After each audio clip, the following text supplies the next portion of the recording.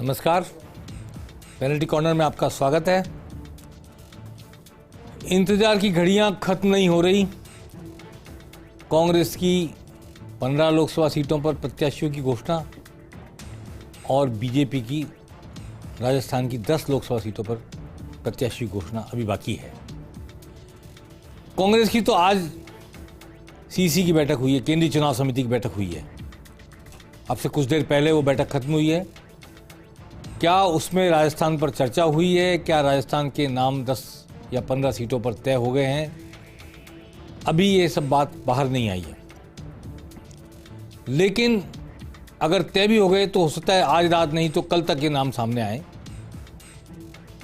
और बीजेपी में जिन 10 सीटों पर प्रत्याशियों की घोषणा होनी है उनमें भी आज और कल नाम सामने आने की उम्मीद नहीं है। 21 तारीख को सीईसी की बैठक होगी, भारतीय जनता पार्टी केंद्रीय चुनाव समिति। तो 21 को शाम तक और 22 को सुबह तक नाम सामने आएंगे। कांग्रेस में बड़ी घटना है कि बीजेपी के एक बड़े नेता जो हाड़ों से ताल्लुक रखते हैं, मैंने कल आपसे कहा था पेनल्टी कॉर्नर में, अब वो सोशल मीडिया पे तो नाम चर्चा में आ चुका है। उनकी तरफ से भी कुछ कहा नहीं गया है, न खंडन किया गया है, न मंडन किया गया है। पर चूंकि नाम इतना बड़ा है, और बड़ा इन द सेंस कि कोटा की सीट पर जब चुनाव लड़ेंगे तो वो चुनाव जैसा हो जाएगा उनके चुनाव लड़ने से। पूर्व विधायक, पूर्व संसदीय कार्य मंत्री, बहुत ही हाड़ौती के दिग्गज नेता, जुझारू नेता प्रहलाद गुंजल, आप जिन्हें स्क्रीन पे देख रहे हैं, एक बगावती तेवर के साथ और राहुल कसबा के बाद और विधानसभा चुनाव को जोड़ लें तो डॉक्टर विकास चौधरी, किशनगढ़ का बीजेपी छोड़कर आया हुआ चेहरा जो एमएलए बन गया कांग्रेस टिकट पर। राहुल कसबा जो सांसद हैं, बीजेपी से टिकट कटा तो बीजेपी से कांग्रेस में आ गए और टिकट मिल गया कांग्रेस से। और एक तीसरा चेहरा जिसको नोटिस किया जाएगा पब्लिकली भी और पॉलिटिकली भी, प्रहलाद गुंजल कल कांग्रेस ज्वाइन कर सकते हैं, इसकी पूरी संभावना है। कोटा में ओम बिरला के सामने कांग्रेस उन्हें चुनाव में उतार सकती है, इसकी पूरी संभावना है। कल मैंने संकेत किया था, नाम नहीं लिया था, आज नाम ले देता हूँ क्योंकि सोशल मीडिया में बार बार नाम आ ही गया है, चर्चा भी हो ही गई है। अब सूत्र कह रहे हैं और ऐसा लग रहा है, ऐसे संकेत मिले, इसकी बजाय सीधे ही मैं बता देता हूँ कि इनकी बातचीत हो चुकी है कांग्रेस आलाकमान से। और मैं समझता हूँ, जहाँ तक मेरी जानकारी है, इनको टिकट अश्योर्ड भी कर दिया गया है। पार्टी से इस्तीफा दिया नहीं दिया बीजेपी से अभी स्पष्ट नहीं है, और अगर पार्टी ने कोशिश करी होगी रोकने की तो वो भी कल तक सामने आ जाएगा, नहीं कह सकते। लेकिन 99.9% ऐसा माना जा रहा है कि ये कल कांग्रेस सदस्य ज्वाइन कर लेंगे और कांग्रेस के टिकट पर कोटा बूंदी की सीट पर लोकसभा अध्यक्ष ओम बिरला के खिलाफ प्रत्याशी होंगे। मैं इस बात में नहीं जानना चाहता कि मजबूत प्रत्याशी होंगे, कमजोर प्रत्याशी होंगे, चुनाव कैसा होगा, लेकिन चुनाव जैसा होगा, इसमें कोई दो राय नहीं। ओम बिरला के सामने इनकी भी अच्छी फॉलोइंग है, जातीय समीकरण भी है इनका और संपर्क भी हैं। तो ये क्योंकि बीजेपी के ही दिग्गज नेता हैं वहाँ के, टक्कर देने की स्थिति में आ सकते हैं। कल मैंने आपसे ये भी कहा था कि बाड़मेर की सीट पर उम्मीदवार बेनीवाल को लिया है और रालोपा से कांग्रेस ने। हरीश चौधरी, हेमाराम चौधरी इस मामले में एक हैं, उनको लोकसभा का चुनाव कांग्रेस से लड़ा दिया जाए, शायद उनका भी नाम कल सामने आ जाएगा और वो बाड़मेर से चुनाव लड़ेंगे। ऐसे तो भाजपा में बहुत सारी समझाइश की प्रक्रिया चल रही है। मुख्यमंत्री बार बार बुला के, कभी चंद्रभान सिंह आकिया को बुला के, कभी रविंद्र सिंह भाटी को बुला के, कभी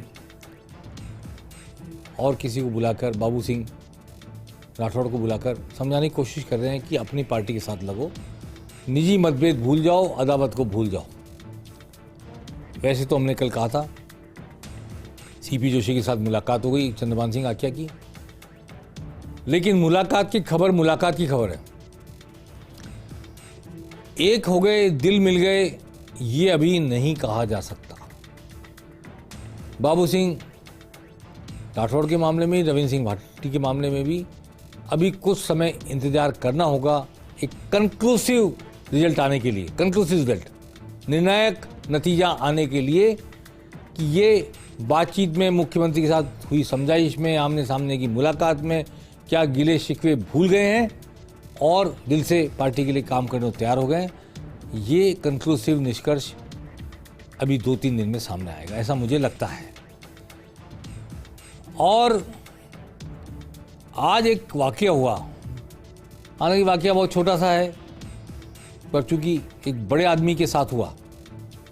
श्रीचंद कृपलानी कैबिनेट मंत्री रहे राजस्थान सरकार में, वसुंधरा राजे की सरकार में, और इम्पोर्टेंट कैबिनेट मंत्री, लोकल सेल्फ गवर्नमेंट के मंत्री रहे हैं, और चित्तौड़गढ़ से आते हैं, निम्बाड़ा से एमएलए हैं, जहां से सीपी जोशी सांसद भी हैं और राज्य लोकसभा का चुनाव भी लड़ रहे हैं और प्रदेश अध्यक्ष भी हैं। आज उदयपुर में जब क्लस्टर मीटिंग हो रही थी, क्लस्टर मीटिंग हुई जोधपुर में, आज जहाँ मुख्यमंत्री गए, उदयपुर में हुई जहाँ मुख्यमंत्री गए। उस क्लस्टर मीटिंग में जब प्रॉपर जगह नहीं मिली, प्रॉपर जगह मंच पर जो जहाँ लाल फीते लगा लगा के नाम लगाए गए थे, वहाँ इन 2 विधायकों के नाम नहीं थे।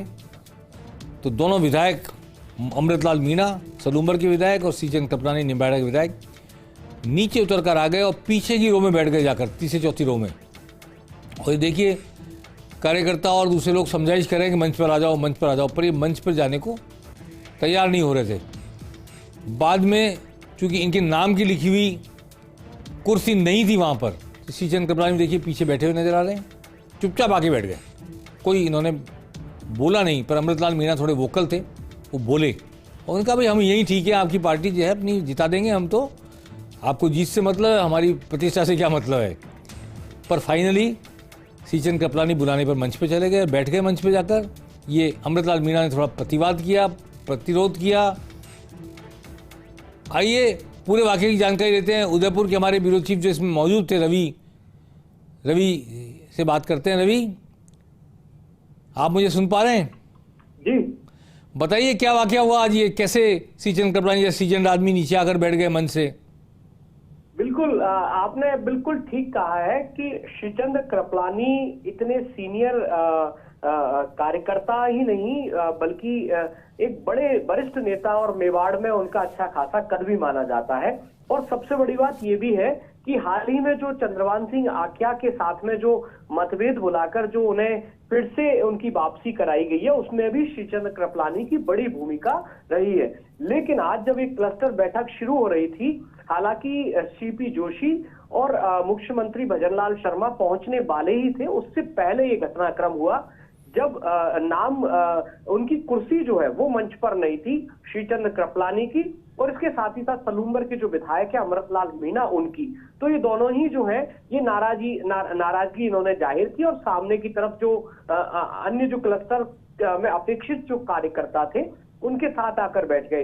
हालांकि मान मनोबल की गई, और उसके बाद जो दामोदर अग्रवाल है, संगठन के एक बड़ा चेहरा है, उन्होंने आकर जब इन्हें समझाया तो पहले श्रीचंद कृपलानी माने और उसके बाद अमृतलाल मीणा।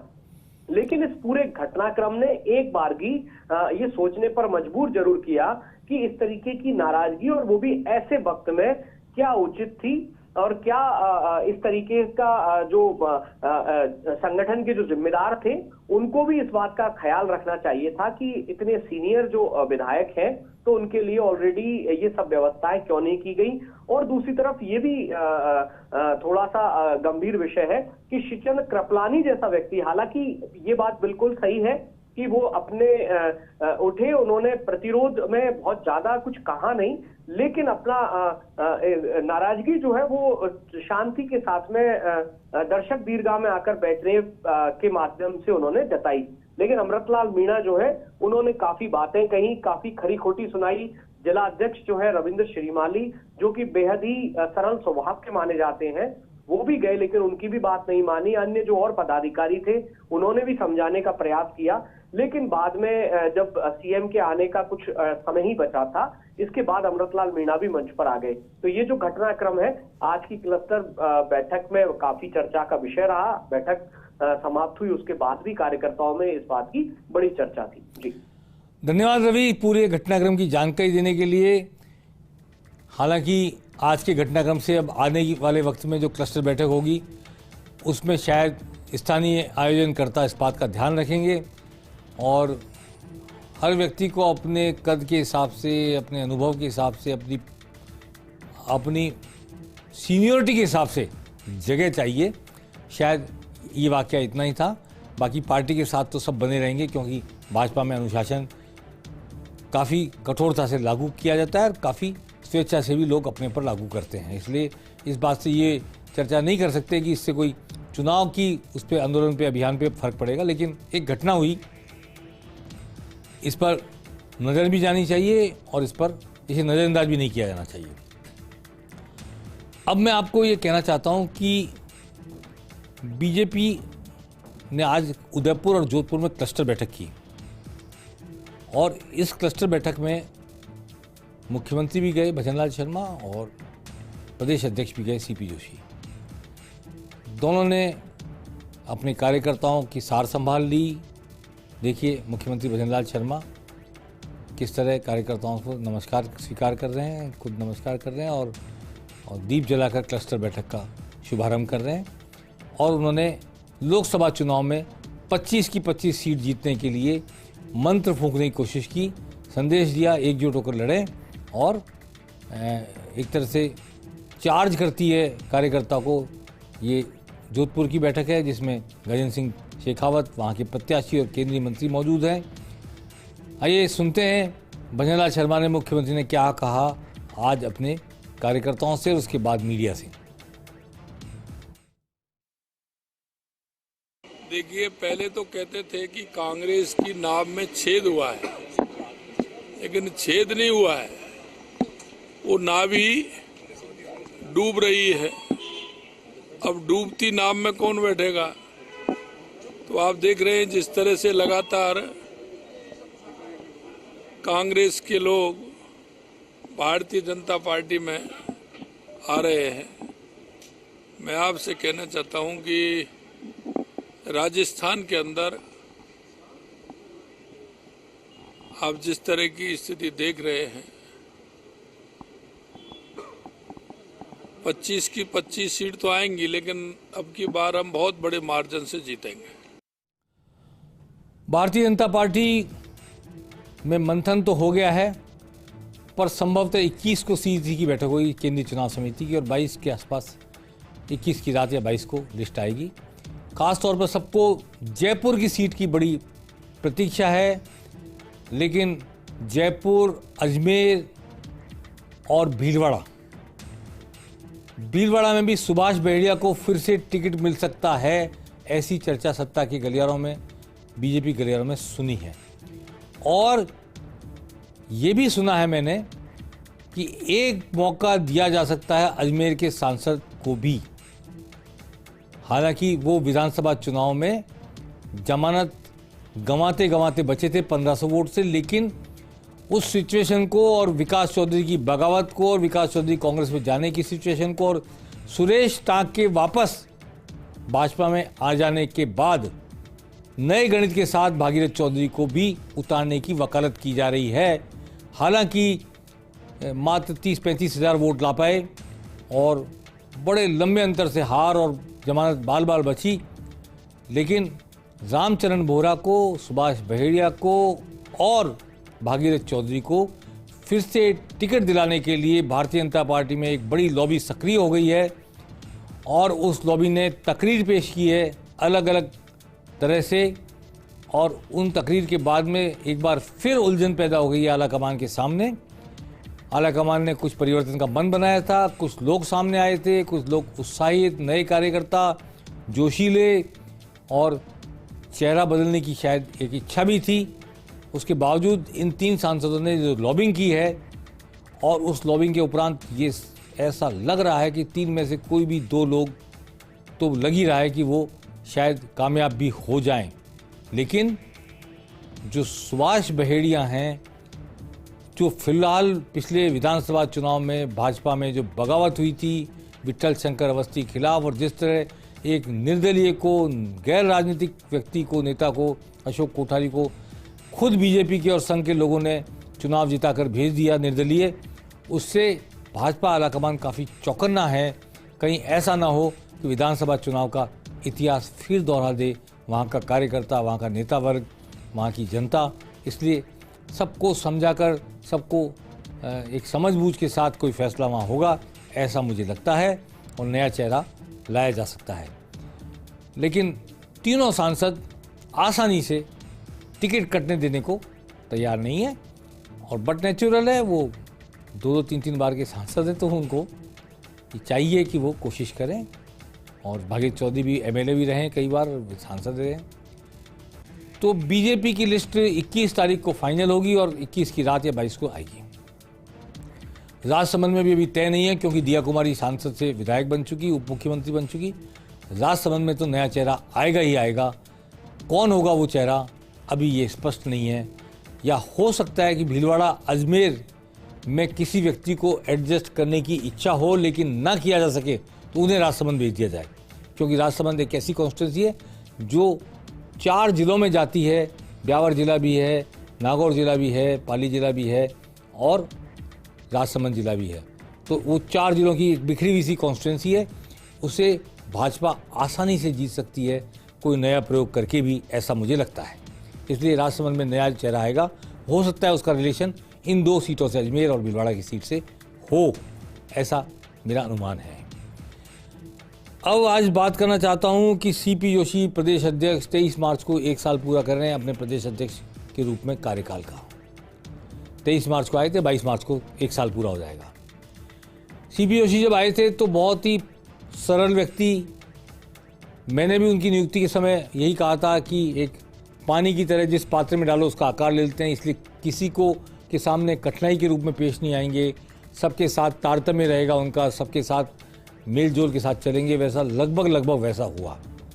एक चित्तौड़ का चंद्रभान सिंह आकिया वाला प्रकरण छोड़ दें विधानसभा चुनाव का, तो लगभग सीपी जोशी ने सबको साथ लेकर चलने की कोशिश की, और 1 साल का उनका कार्यकाल उपलब्धि भरा है।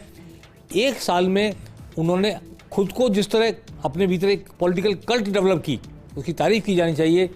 वो जिस तरह के सादे आदमी थे, मैंने बताया कि 6 बजे खाना खा लेते हैं, लहसुन प्याज नहीं खाते, जैन मुनि के भी जाते हैं, इस तरह के एक व्यक्ति थे जो सादगी पसंद और सन्यासी टाइप का जीवन जीने वाले। वो मुख्य धारा में आ गए राजनीति की, और दांव पेच और उठा पटक और इसको तोड़ो और उसको लाओ, ये करो वो करो, सब करके उन्होंने पार्टी की के लिए जो मेहनत की वो काबिल तारीफ है, काबिल गौर है। आलाकमान ने भी उसको सम्मान दिया है। वो लोकसभा का चुनाव लड़ रहे हैं अभी, परंतु उसके बावजूद उनको प्रदेश अध्यक्ष बरकरार रखा गया है। मैं यहाँ बता दूं, विधानसभा चुनाव में आलाकमान ने जो फंड दिया था राजस्थान भाजपा को, उसमें से पैसा बचाकर लौटाया है सीपी जोशी ने। एक इंपॉर्टेंट बात कह रहा हूं मैं, और पैसा नहीं मांगा, जो पैसा वहां से खर्च करने के लिए दिया गया उसमें भी बचाकर एक साइजेबल अमाउंट वापस लौटा दिया कि खर्च नहीं हुआ तो मैं अपने पास क्या करूंगा। राजनीति में ऐसा बहुत कम होता है कि इस साफ गोई के साथ, इस ईमानदारी के साथ लोग कर्म करें, राजनीति करें और पार्टी को चलाएं।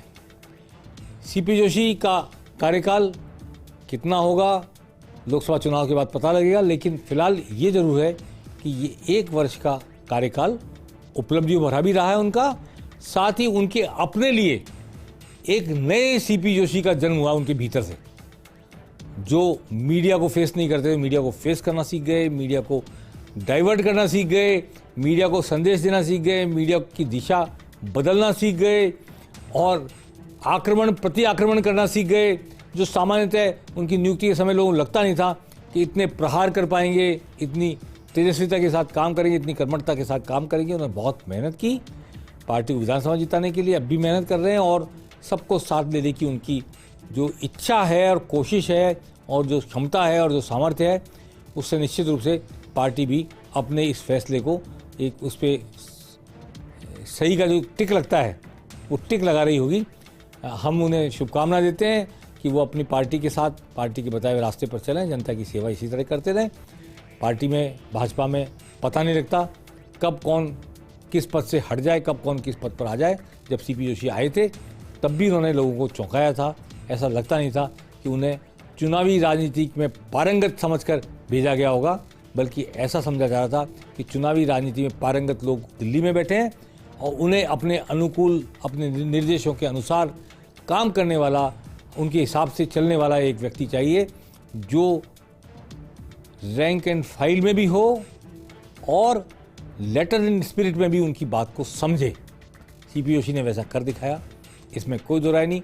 और कोई ऐसी महत्वाकांक्षा नहीं पाली जो पार्टी में काम करते हुए, मेहनत करते हुए पार्टी आलाकमान की इच्छा के आगे आकर अड़ जाए। पेनल्टी कॉर्नर में आज बस इतना ही। अगले 2 दिनों में मंथन होगा, शायद कांग्रेस की सूची कल आ सकती है, भाजपा की सूची 21 या 22 को आएगी।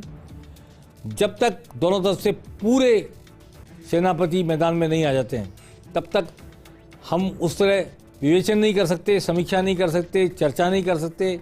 उनके प्लस माइनस, गुण अवगुण, ये सब की बात तभी हो पाएगी पूरी तरह से जब 25 की 25 सीटें दोनों तरफ से उम्मीदवारों से भर दी जाएंगी।